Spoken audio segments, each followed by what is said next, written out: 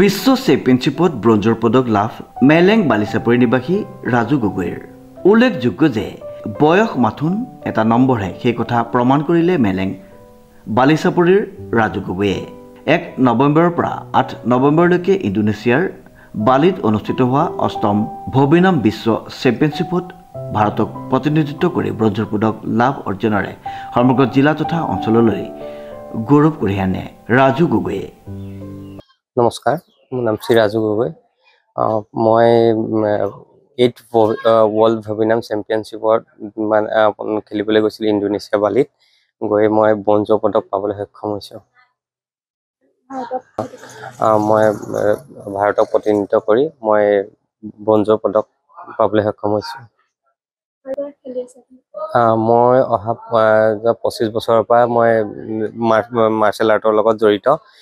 International এইবাৰ first time international খেলিছোঁ আৰু ফাৰ্ষ্ট টাইম গৈ মই মেডেল পাবলৈ সক্ষম হৈছোঁ। টাইকোৱাণ্ডোটো মই কৰা আপোনাৰ 2000 চনৰ পৰা টাইকোৱাণ্ডো কৰি আছোঁ।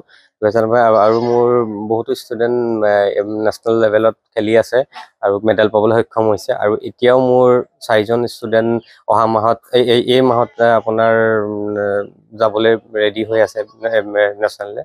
উল্লেখযোগ্য যে 2000 চনৰ পৰাই ক্ৰীড়াৰ লগত জড়িত হৈ এই বৰ্ষ প্ৰথমবাৰৰ বাবে বিশ্ব চেম্পিয়নশ্বিপত যোৱাৰ সুবিধা পালে ৰাজু গগৈয়ে। ভাৰতক প্ৰতিনিধিত্ব কৰি যোৱা 9জন খেলুৱৈৰ ভিতৰত 4জন খেলুৱৈয়ে ব্ৰঞ্জৰ পদক লাভ কৰে। লগতে যোৰহাট জিলালৈ ৰাজু গগৈ আৰু তেওঁৰ সতীৰ্থ পাপু ভৰালীয়ে ব্ৰঞ্জৰ পদক লাভ কৰি গৌৰৱ কঢ়িয়াই আনে ৰাজ্যবাসীলৈ। উল্লেখযোগ্য যে টাইকোৱাণ্ডোৰ প্ৰশিক্ষক হিচাপে বহু ছাত্ৰ ছাত্ৰীক প্ৰশিক্ষণ দিয়াৰ উপৰিও কেইবাগৰাকীও ছাত্ৰ ছাত্ৰীয়ে ৰাষ্ট্ৰীয় পৰ্যায়ত খেলিবলৈ সুবিধা পাইছে। 30 বছৰ বয়সৰ পাছতো হাৰ নমনা ৰাজু গগৈয়ে আগন্তুক দিনত ক্ৰীড়াৰ ক্ষেত্ৰত আৰু আগবাঢ়ি যোৱাৰ সপোন দেখিছে আৰু নতুন প্ৰজন্মৰ খেলুৱৈসকলক সাহসী আৰু আত্মবিশ্বাস হ'বলৈ অনুৰোধ জনায়। টিয়কৰ পৰা বিৰাজ বৰাৰ এক বিশেষ প্ৰতিবেদন নিউজ নাও।